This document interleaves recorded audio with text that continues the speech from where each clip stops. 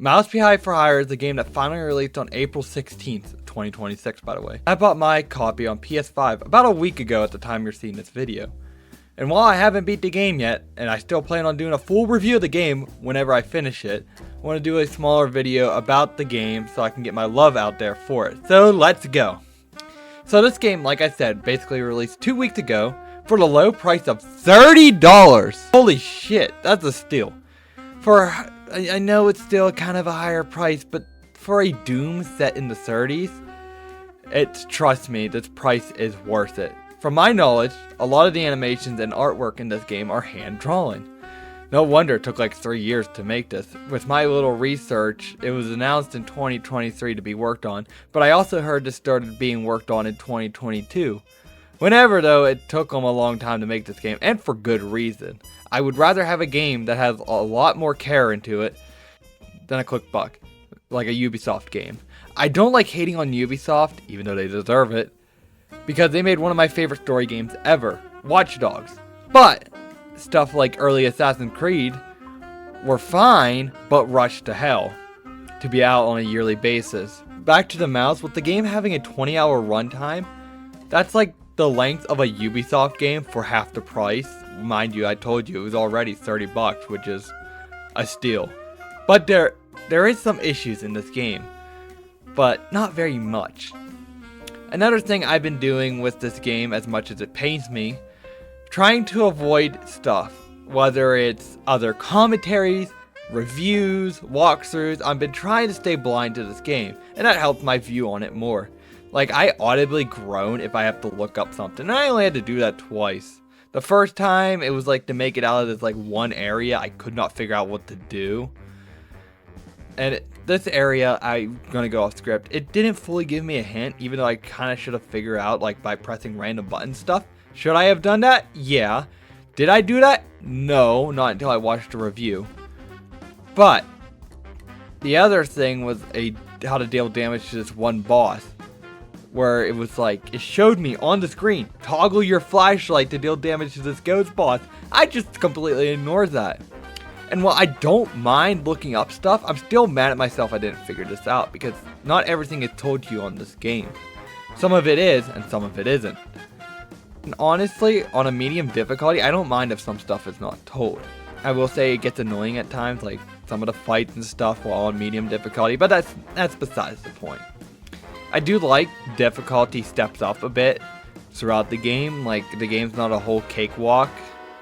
Where it's your first hour or two, it's probably going to be easy, but as it ramps up within the next hour or two, it gets a little bit difficult. Now let's talk about some of the gear you get. Gear for me at this time of the playthrough, I have a standard pistol called a Mouser, a shotgun called the Boomstick, a gun that disintegrates people, I forget the name of it exactly, like the Disintegrator or something. A Tommy gun called the James gun for some reason. Some of these guns have weird names. I never heard anyone call it a Tommy gun or James gun. A cannon. Yeah, you have just a cannon.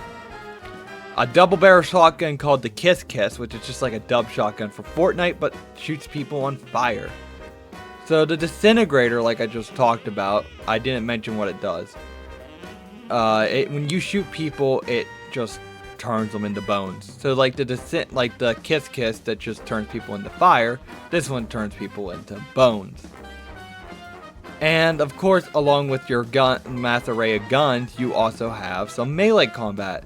You can fight with your fist, and I found out recently you can swing up a fist to punch someone. And then you also have kicking, which I like kicking down doors because it's funny. But like, these are really just if like you use the kicking if there's a bunch of guys on top of you, or to kick the shields of the guys that have shields. Along with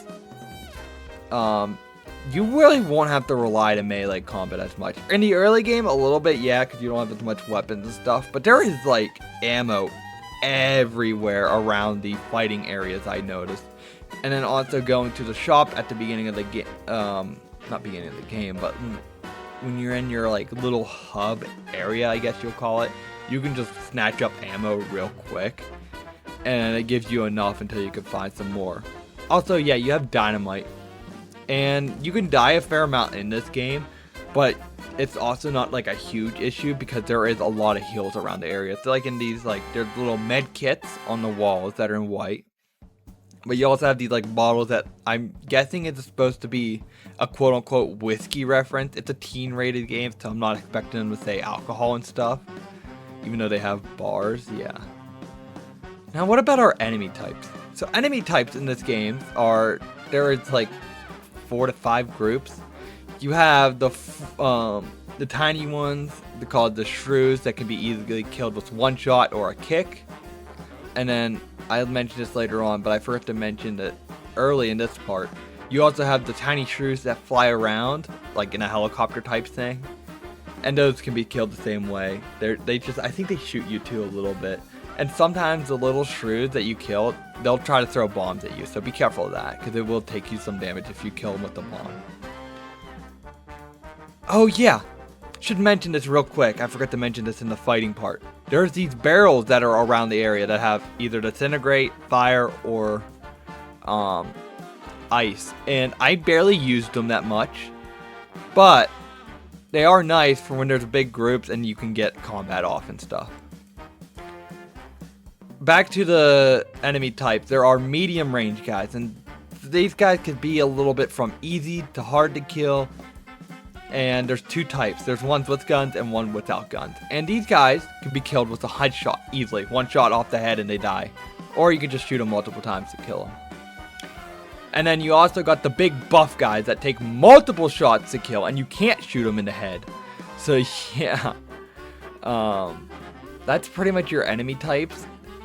For now though, I'm also going to skip the story.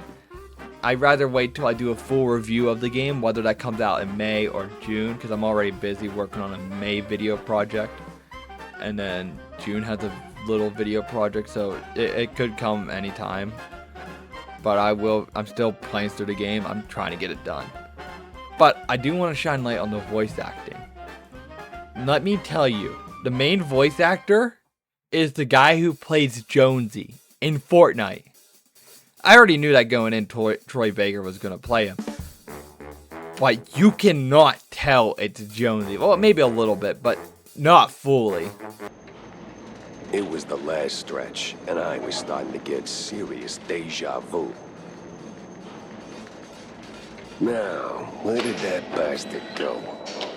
But he did such a great job. I love it. And also, yeah, I know he voiced Joel, but yeah, that's like pretty much the only voice actor I know in this game. I want to show I want to give props to all these other voices of voice actors that you hear throughout the game.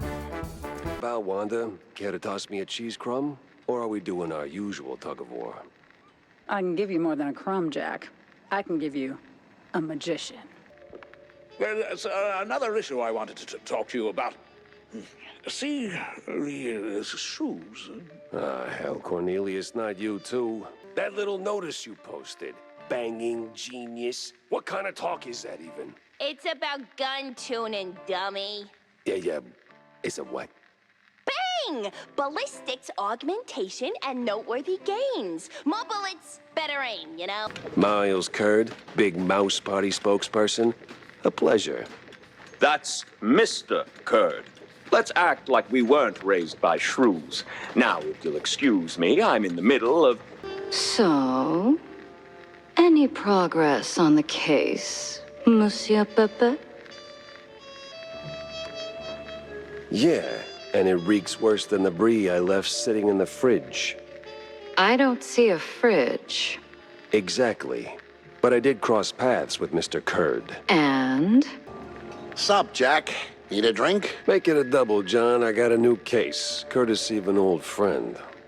But yeah, just to sum it up, even though I'm like 6 hours into the game, PlayStation says I'm 39% of the way done of the game. Even though some of this houring, it's just me standing around. The percentage counter is what I'm focused on, and 39% of the way done within a week isn't bad. I would definitely say this game is worth $30.